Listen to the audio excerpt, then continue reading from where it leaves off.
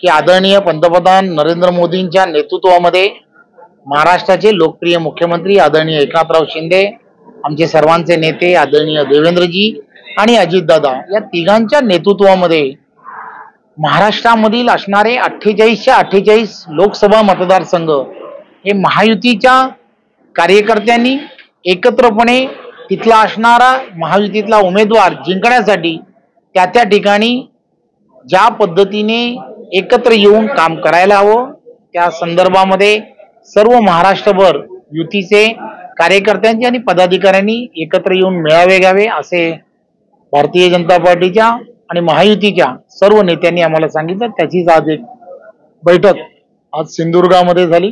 त्या सिंधुदुर्गामध्ये अशीच बैठक सर्व महाराष्ट्रामधील असणाऱ्या सर्व ठिकाणी होते आणि महायुतीचा प्रत्येक उमेदवार जिंकणं आदरणीय पंतप्रधान नरेंद्र मोदींना 400 पार करण्यासाठी एनडीएचा प्रत्येक खासदार जिंकणं हे अत्यंत गरजेचं आहे, याची आपणालाही सर्वांना कल्पना आहे। त्यामुळे त्या दिशेने कार्यकर्त्यांनी पावलं उचलली पाहिजे।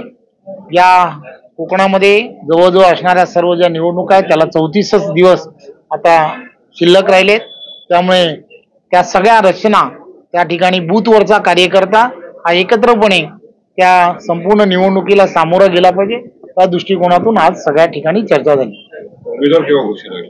लवकरच आपले नेते जे आहेत हे नेते या संदर्भातला योग्य तो निर्णय घेतील। तो महायुतीचा जो कोणी उमेदवार असेल उमेदवार हा विक्रमी मताने जिंकून आला पाहिजे असा निश्चय आज महायुतीच्या या कार्यकर्त्यांच्या असणाऱ्या सर्व पदाधिकाऱ्यांनी आणि कार्यकर्त्यांनी केलाय। त्यामुळे त्यामध्ये आम्हाला यश आहे। धन्यवाद।